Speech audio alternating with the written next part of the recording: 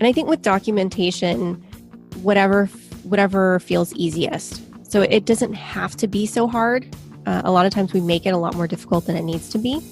So if that's what works, then, go for it. If you feel really good about your paperwork, doing paper notes, and you don't have an electronic health record and it's working for you really well, go for it. You don't have to have an electronic health record. If it's not working for you, a lot of times an electronic health record is one of those things that can handle a lot of the issues that make documentation complicated. But, or maybe your EHR has a lot of things that you don't like about it. Well, there's a lot of them out there. Try another one, This is Therapist Clubhouse, a podcast for private practice entrepreneurs. I'm Annie Schusler. This week, I'm talking to Maelisa Hall, a private practice entrepreneur in Long Beach, California. Listen as we talk about making peace with your paperwork and why it's important to have a business bestie. Welcome, Maelisa. Thanks for being here. Thanks for being on Therapist Clubhouse. Thanks for having me. I'm excited. Me too. So you have a private practice and you also help therapists with the monster that is paperwork. And then I just learned from you right before we started recording that you've got a podcast that's also really interesting. So let's just start with, can you tell us about that podcast that you just told me about?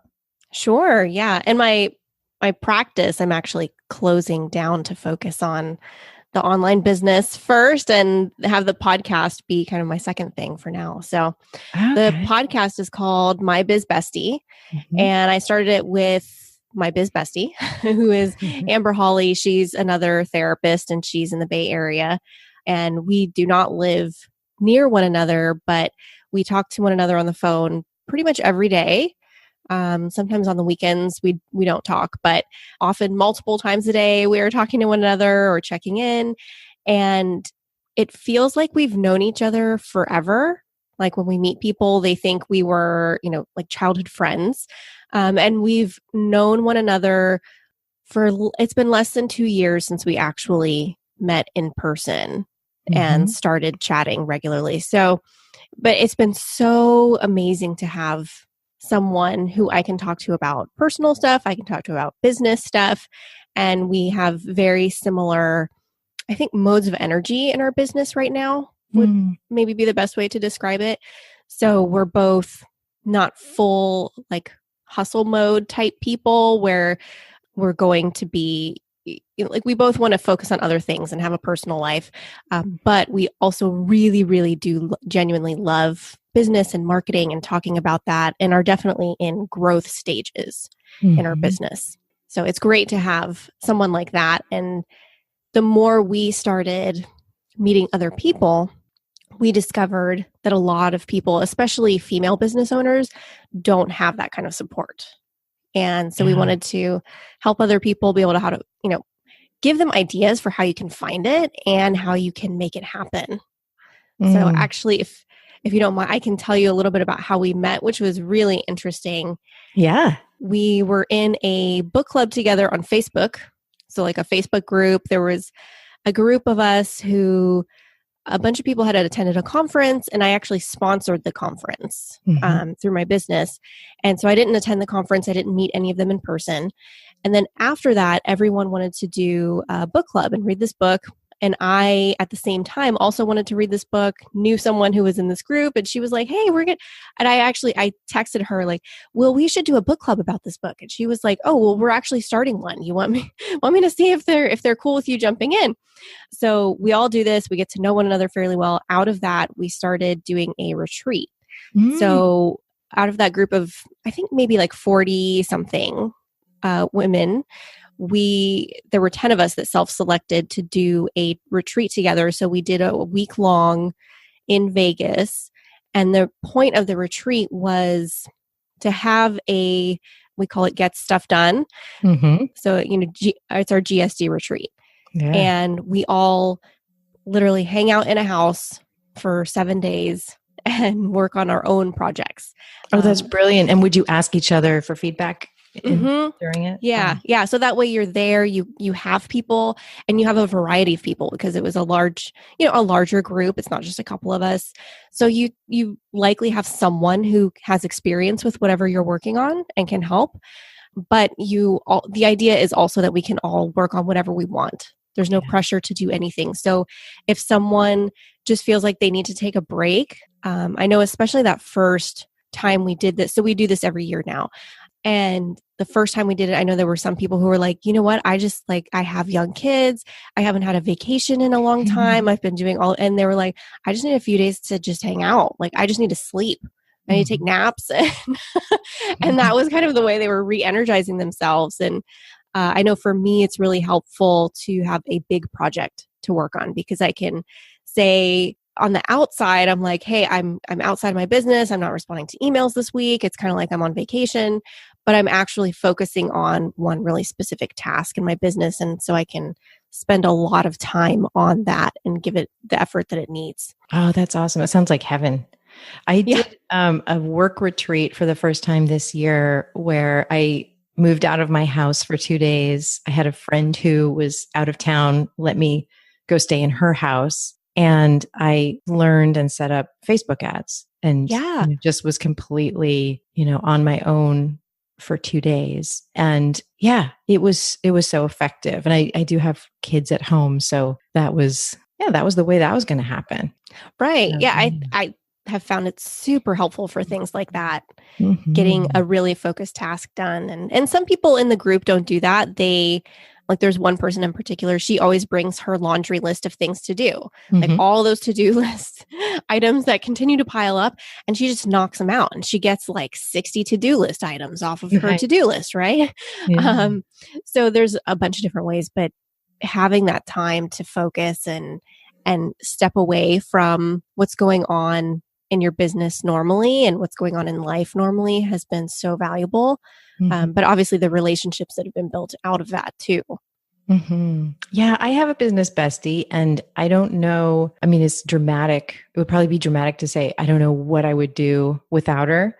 But, especially if you're really interested in business and you really want you're an entrepreneur and you really want your business to become what you want it to become, you need people to talk to about that. And that's not what the other people in my life want to talk about. And so, which is also wonderful, but it's so important to be able to really dive deep and talk about this stuff with someone who you trust and care about. Yeah, exactly. Even like this, you listen to a podcast episode and you feel really inspired. And a lot of the times, if you're listening to like business type podcasts, then maybe you have something you want to do or something you want to talk to someone about.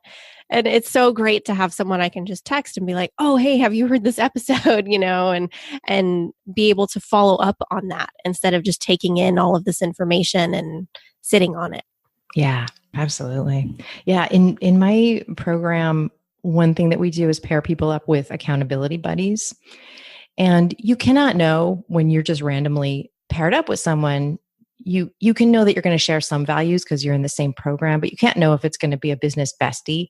But sometimes it does become that. And that's so wonderful to see where people stick together past the program and just keep having their weekly accountability calls and deepening their relationships. Yeah, that's, I think, really, really helpful. It's funny because Amber and I are not necessarily the best accountability partners for one another. So it's a little different there. Yeah. But it is nice. Like I have joined a mastermind to get that specific type of relationship where it is kind of like very similar, right? Being matched up and having a set time and something you're doing. And I think there's a lot of value in paying for that too. Me too. Yeah. So I have found that, but it's really nice to have someone. I do know that she's someone who I can call and say, hey, I really don't feel like doing this today. And she might say, well, you should, or she might say like, well, it makes sense you don't feel like doing that because you had this really stressful thing happen yesterday, or you've had this long week, or this month has been crazy. So maybe you just need to be kind to yourself and give yourself a break, Nice. Yeah. She really knows you. Yeah. So let's talk about this. You've got So now you're closing your private practice. Are you going to be doing online therapy at all or just closing it down? No, I have a couple of people that I'll be continuing with. It was really a natural time. Like my lease was ending, and a Yeah. lot of the people I was seeing, this was the month or last month that they were ending. Mm-hmm. So it's just worked out really well. It's one of those flow things, I guess. And so there are a couple of people that will continue on, but not regularly. So just kind of checking in and seeing how we'll see how that goes. But for the most part, it's totally done, not taking on anyone new. And that way I can really focus on my online business, QA prep, so I can not have my attention in all of these different places. Yeah, because the podcast is big too. So, you've got these two huge projects. So tell us about, one reason why I was really excited to get to talk to you is I work with all these therapists. Some of them are really successful in their businesses and their clinical work, and they get so stressed out about paperwork that it's not just like, a joke like, oh, it's so stressful. Like it's really wearing them down. It's really, kind of weighing on their souls. And sometimes it makes them feel like they're failing, that they're not on top of their paperwork. Why do you think paperwork is so painful and daunting for some therapists? I think one of the biggest reasons, and this is based on these conversations, I've had the same conversations with people you can imagine, since that's all I'm talking to them about a lot of the time. It is very mysterious. We don't get very much training in it. I know, I have my doctorate in psychology. I went to school for 4 years. I went to graduate school for 4 years. And there was one class out of all of that time where one professor talked to us about how he writes his notes. And he showed us like a template, the template that he uses. And we talked about it for maybe half an hour. And that's it. Yeah. That's all the training I got. I literally had an entire year-long class on how to do, assessments and psychological testing and things like that. And then, less than half an hour on the thing that we end up doing the most. Wow. Really, as far as paperwork goes. Right. And I think that's the number one reason that it's so daunting, because we do hear a lot about our ethics and legal requirements. And I think it's probably a combination of those two. We get all of these messages about how careful we need to be and how, there are these legal documents. And so we understand that there's this scary legal part, right? That we might have something happen. Someone might have something found out. And yet we're not trained in how to actually help that or how to address that need. And so those two things together make it this very daunting task. It makes so much sense too, Maelisa, that then people end up feeling like they're failing because they feel like they're supposed to know something that they don't know. And like you're pointing out, how could they know when you're really kind of sent out there to figure it out on your own? Yes. And I've heard from so many people people who have been in private practice for decades. These are not issues that have anything to do with anyone's experience level. I hear across the board as far as experience goes, and I will hear from supervisors who say, I would really like to help my supervisees, but I never got training in it. And so I'm not even sure if I'm doing it the right way, let alone training them the right way. And then I'll hear from a lot of people who will say, my supervisor told me that it wasn't, she told me I couldn't ask questions about paperwork because I was supposed to know that already. Or I've heard people say that their supervisor told them, oh, well, this is a horrible note, but then didn't give them any actual feedback on how to fix it or what was supposed to be the right way. And it's probably because their supervisors didn't feel confident about it themselves or didn't know. But a lot of people have very, very shameful and negative experiences around paperwork from very early on in their career. Yeah. Do you think that there's a right way that people should be handling paperwork? Do you think it's different for different types of personalities? When you're working with people, I'm imagining that you notice like different things work for different people. Is that right? Yeah, absolutely. Which I'm sure you see too, right? With people building a practice, there are certain things that are maybe mandates like having a business license, right? Like one mandate is like, we do all have to write our notes. That is a requirement. But what that I'm sure looks you like, get asked that a lot. Yeah. But what that looks like can be totally different, right? Because it does depend on your personal style, depends on the type of practice you have, the type of clients you see. And I think that's another thing that when people start to reach out for these resources and ask around. So maybe you do ask a colleague or a supervisor and they tell you, well, this is how you have to write notes. Or a lot of people start out in an agency, like a community mental health center, that type of thing. And those places typically have very stringent requirements with their documentation, which can be another negative experience to start out with because you don't go into it thinking that there is any flexibility. You think it has to be this way, or I'm going to be audited, or I'm going to get in trouble. There's kind of this like, whoever this person is that's going to, get us in trouble. I remember we had one training in my first practicum, we had one training on notes, and the person who was giving the training, the way that he would write things about if the client's talking about their family of origin, it would be interpreted genetic material. And so, oh, wow. I know. Sounds very clinical. Really clinical. Doesn't actually work for adoptees. It doesn't make a lot of sense. But for years, I was writing it that way just because I thought like that's how you have to write it. And then someone else asked me, what does that mean? Then I know. really gave myself permission to change it. Well, and one of my friends, I remember in my postdoc year, and she was an MFT intern, which in California means she was also like after her first year or so after graduation. And she asked me, she was like, we were just talking and she said, I wonder why we don't use their names, why we don't use clients' names in the notes. Like their name is obviously there on the note. It's not a confidentiality issue. Their name is at the top. Why do we have to separate it and write, client or something like, and it was funny because when she asked that question, it just kind of opened up this world to me where I was like, yeah, why don't we? I guess we couldn't we? And that feels a lot more personal, right? And so now I actually, I didn't at the time, but now I do when I write my notes, I will actually write like when I'm talking about myself. Whereas I used to kind of distance it and write, therapist did this. And neither are right or wrong. It's just about what feels comfortable for you. But that's good to know. I think that's really good for people to know that you can write I. Yeah, you can. You can use the client's name. You can say client, you can say patient. I think whatever feels comfortable. And I think with documentation, whatever feels easiest. So it doesn't have to be so hard. A lot of times we make it a lot more difficult than it needs to be. So if that's what works, then, go for it. If you feel really good about your paperwork, doing paper notes, and you don't have an electronic health record and it's working for you really well, go for it. You don't have to have an electronic health record.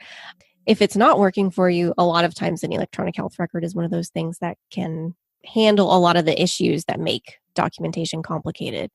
But, or maybe your EHR has a lot of things you don't like about it. Well, there's a lot of them out there. Try another one, There's so many things we can do. And EHR, for people who don't know, electronic health record. Yeah. Yes. Or practice management system, that kind of thing. What about timing? Do you find that different things work for different therapists in terms of when they take care of documentation? Absolutely. Yeah, I think a lot of us have this idea that we're supposed to have a 50-minute session and then spend 10 minutes writing a note and then see the next client. And I would say 95% of therapists, that doesn't work. For some people that does work. And if it works for you, then awesome, because that is kind of the ideal, obviously. And then at the end of the day, you're done. You have all of your work done and you go home and you feel great. But for most people, that's not realistic. I know for me, that was not realistic because I sort of needed that time to decompress in between clients. So unless my schedule is the type where maybe I, happen to have like a half-hour break or something in between, I, just need time to go to the bathroom or grab a snack or, like stretch your body. Get up and move around. So there's a lot of things there. But I do find from being a quality improvement person, so I had that role in agencies before I started doing this on my own. And I can almost tell you when someone has written a note, probably within a day, Mm. And when they have, I can definitely tell you when they've written notes a week or more after their sessions. Mm. It's very, very obvious. And I know I hear so many times, oh, well, I took a couple of notes to myself and I have a really great memory. I remember everything that happens with my clients. But then if it's a month later and you sit down to write your notes, people's memories often fail them Oh, when yeah. you're trying to get into those details. So, And it's so stressful. I've been yes. there, like where I'm looking at the calendar and trying to remember, well, what was going on that week? And Yes. oh my gosh, it's so unnecessary and stressful. Yeah. Yeah. But I think a lot of people, they feel like since they're not doing that, see a client, write my note, see a client, write my note. And then at the end of the day, they're really hungry or they just want to get home and see their kids because it's already getting late, because a lot of therapists are working in the evenings, Yeah. at least, 1 or 2 days a week, if not more. So a lot of people at the end of their day just really want to go home. Mhm. And you don't want to have seen 5 or 6 clients and then write 5 or 6 notes from 8 to 9 p.m. So people end up just going home and then they're either staying up late, sitting at home on their computer, writing their notes, or they let it go. And then the next day, they don't have a plan to get their notes done. And then that's how things pile up. And it's a really, really common story. So I think the lesson there is to know yourself and what works for you and try out some different things. Mm. So I know what worked for me really well was to wait until the next day and I would write my notes in the morning. So I would get there like an hour early, write my notes, and then see my clients and then Okay. continue with that the next day. Now, more recently, that I've had a lot fewer clients, it's a lot easier. If I only see 2 people, I can get those done and kind of move on. And so that's not a big deal. Or if I spread out my sessions where, since now I have a different schedule than a lot of people in private practice do because I have an online business. So I might have 2 hours in between seeing people, and it's much easier for me to get my notes done. And I've also found having that extra time, I've had to be a little bit more strict with myself about getting the notes done more quickly, because if I wait until the next day, now that I have fewer people to track, I'm more likely to stay off track Mm-hmm. and wait a few days. And then I'm like, oh no, it's been like 4 days and I still haven't written that note. I need to do this because I wasn't, and it's basically because I wasn't planning ahead, right? Because I was thinking, oh, well, I'm only seeing 1 client today, so I don't even need to worry about when I'm going to write the note. I'm just going to do it. But then I didn't. It makes me think of it like if we can think of our documentation as self-care, like that we know having this done, just like having dishes done, just like, exercising or anything that we end up feeling better afterward.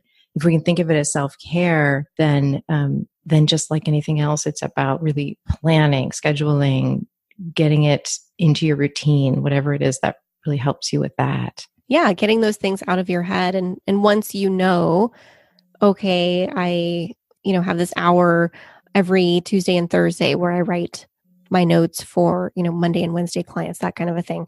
Then you don't have to think about it anymore. It's another thing off your plate. You can let it go. You know what's going to happen, and you're set. Mm-hmm. I'm getting that when you're helping people figure this stuff out, it's partly about figuring out the what, like what they're going to do, what they're going to, how they're going to make this happen. But it's also partly about getting rid of the shame, like about naming what's happening and kind of letting go of this failure feeling and this shame feeling that they haven't been doing it right up until now. Absolutely. Yeah. That's a huge, huge thing that comes up for people. And I think part of it is just recognizing, a lot of these things, just like with mental health, like with the stigma around mental health, you find a lot of the times when people start sharing, then that's a very cathartic experience and you're able to connect with other people who have a shared experience. And I've seen that very much when I've, done groups or, have run webinars, and so many people say, I had no idea that everybody was dealing with this or that this was such a common issue. I thought I was the only one because I was so embarrassed to talk about it. So that in and of itself can be very, very healing. And I think that usually needs to happen before someone can then step back enough to say, okay, all right, this is a very stressful thing for me, but it's not unusual. I'm not a bad person. I'm not a bad therapist because of this. I'm not going to fail at private practice because of this. This is something I can manage. Okay, so now I can step back and start to do the problem solving, of Oh. what if the problem is I feel like I don't know what to put in notes. Okay, let me think about, let me do this training and see, or let me look at this example here and see how I can word things, or let me use this EHR because they have some really great templates that I like. Or it can be, for a lot of people, it's just the time management issue and figuring that part of it out. So then you can step back and say, okay, well, what's not working for me now? How can I make sure that I'm making time for this? Because I'm sure you see this too. A lot of people are looking at a practice and they're thinking, oh, okay, well, I have 15 hours in this week, so I can, I'll be able to see, let's say 14 clients, maybe I'll spend an hour on everything else. And it's like, no, if you have a practice with 14 clients, you're going to need a lot more hours to handle the practice part of it. And notes is one of those things that you also have to factor in when you're thinking about how many clients you can see in a week. How many notes can you do in a week? And how many intakes can you do at one time? And how many people can you follow up with? And if you accept insurance, that's another thing you have to be thinking about following up on. So there's all these factors to consider, but once that shame piece is gone, then you can really start to look at those things a little bit more objectively. Mm-hmm. And I think that can help people knowing that there's going to be this time for paperwork, just like there would be for marketing and money management and all of it, that can kind of help validate that they're feeling so stressed out because they're not probably giving themselves that time. Yeah, exactly. And most of us who started out in an agency remember that experience of like having billable hours, or a certain number of hours you're supposed to see clients, and trying to manage all of that. And that was, if you think back now that you have a private practice, you're like, oh, wow, there was actually a lot less to manage in that setting because I just had my clients and then, all the paperwork related to my clients, which might have been a lot, but I didn't have to worry about all these other things that I now have to worry about as a business owner too. So, right. No marketing. Yeah. Yeah. No networking unless you wanted to. Yeah. Yeah. Yeah. If you, took a training day, it wasn't quite as big a deal. You weren't actually losing income most of the time. Mm-hmm. All of that stuff to consider. So I think that's really important to think about. And also know, I've heard a lot of people talking about this recently, and I think it's relevant that we all have these different stages in life too. Mm-hmm. So we have to think about where we are. Like if you have young kids, you're just in a different stage of life than other people who don't have young kids. And so you can't look at other therapists and compare what you're doing to what they're doing, because you do want to be home earlier in the day, for example. And that's just a reality. It's not good or bad, and it's not permanent usually. It's just what your experience is right now. So you want to think about those things and make a plan for yourself that's sustainable. Yeah. Did paperwork come easily to you? Are you a detail-oriented person, or did you find that you had to go through a hard time with paperwork before you became an expert? Yeah. So I would not call myself a detail-oriented person. I was always a good writer though. So the writing part of it came very naturally to me. And I do remember submitting my first few notes, like when I first, was actually seeing clients and writing notes and thinking like, same thing. I have no idea if I'm doing this the right way or not. And my supervisors were always like, oh yeah, these look great. Good. And so I was just like, well, I'm just going to keep doing what I'm doing, because they weren't even really giving me great constructive feedback. I wasn't learning like what was good about it. They just said, you're doing a good job. So that part wasn't a struggle for me. I did learn really early on. So I am actually diagnosed with ADHD and can struggle a lot with focus and time management and all of these things that I've been talking about. That's so helpful then for you to be able to help other people with it. Yeah. And that's been another great experience. I think my sharing of that has helped a lot of other therapists think, okay, maybe I can manage that. But I had a good experience where early on, my first, full-time job as a therapist, I didn't realize it, but half of my job was actually doing intakes. Mm-hmm. And so it was a very paperwork intensive position. So if I didn't manage that part of my job, I was going to fail. And I saw other therapists having that experience where they would literally have to take 3, 4, 5 days off of seeing clients just to catch up on their paperwork at this agency. So I started doing things like taking a lot, especially during intakes, taking a lot of notes while I was with clients. So that made it much more easy for me to actually get my work done. And one of the things with my ADHD is that it impacts my memory, and I cannot remember things like later that afternoon or the next day. So I had to take notes really quickly, or I was going to have all of these intake assessments where you gather, I mean, these were, 2-3 hour meetings I was doing with people. So it's a lot of content. And if I didn't get those intakes or those notes done right away, I was not going to remember anything that was happening. So I couldn't let those things build up. So I really had no option but to figure out how to make it work. And I think having that job really helped me identify what was working for me and think about those things and problem solve all of those issues early on. I don't think that a lot of other therapists have to do that, or perhaps just having a different type of role, they're not able to do that quite as well. I also had a lot of independence and flexibility in that role where I was able to create my own schedule. I had some flexibility, not a lot. It was still, a full-time job where you show up and work a certain number of hours a day, but I was at least able to advocate for myself too. It was one of those things I talked with my supervisor and I said, hey, this is really time intensive. Can I work longer hours this day to get these things done and then work shorter hours this day? And so I wasn't shy about speaking up for my needs and for identifying ways that I thought I could just get the job done better. Yeah, and that's a great example of where, like, sometimes I'm a real advocate of batching, like do the same kind of task over and over again, on one day. But this is a great example of where it's not that simple. Like, you really have to think through, all right, if I'm doing an intake, if I can, it's good for me to then leave some time later in the day where I'm not doing another intake so that I can, do the notes. Right. Or you even think, I would have to think, okay, if I'm going to do a certain number in a day, that means the next day, or at least by the end of the week, I have to have, a certain number of hours allotted for me to actually complete these things and get them done. And it was a little bit easier in that setting too, because I had all of those parameters, but then I did have, people that were waiting for this information. So I know that can be the struggle in private practice when you don't have someone who's on you and checking up on those things. That's right. Like, it seems like it would be a nice thing, but it can end up letting things go for too long. Yes.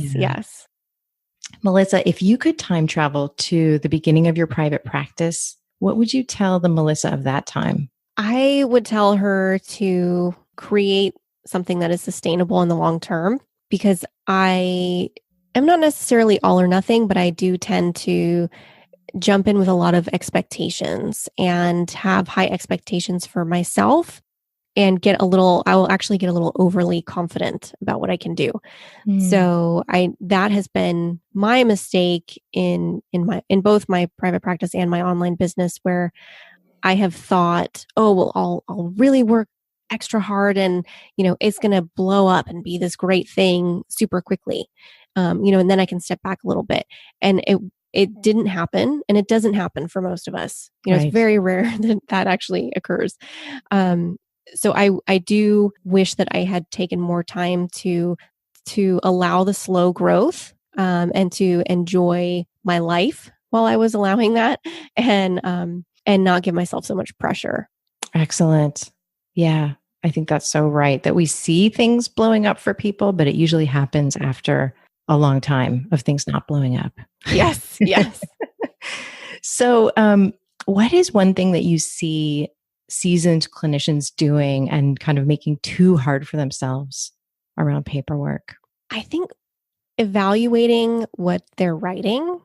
So, although we've talked a lot about the time management stuff, I think the thing people give themselves the hardest time about is not knowing what to put in their notes and feeling like they should know it. And And like we talked about, most of us never got that information and we don't talk about it a lot. I mean, there's not a lot of competition in my field, right? There aren't tons of therapists out there talking about notes and how to write notes. Yeah. It's just not a topic we really discuss a whole lot. So that's why we don't hear about it. That's why we don't have that information. But most therapists are actually doing things just fine and they're doing things really well. And if you are, simply documenting what is happening, you're probably doing okay. Mm-hmm. Okay. So very comforting. And also I'm thinking that people should consider really checking out your stuff to have some peace of mind, to be clear on whether they are doing everything they need to be doing and to just get those questions answered that they never did.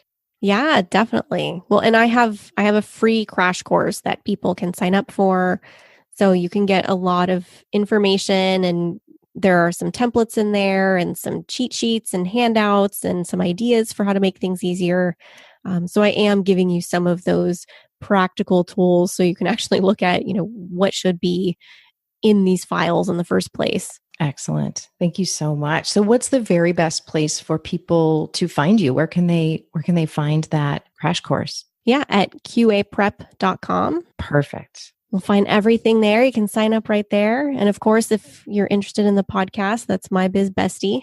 I'm so excited to listen to that. Yeah. It's been so much fun. And we've had some really good feedback pretty early on. And I think it is because so many people are really seeking that support, and we want to be able to talk to one another about this stuff and get the help that we need. Thank you so much, Maelisa. I really, really appreciate this. Yeah. Thank you so much for having me. Thanks for listening to Therapist Clubhouse. If you're feeling supported by this podcast, please share it with your best therapist friend. That's how we're growing our community and helping more therapists in private practice. I'll see you next week.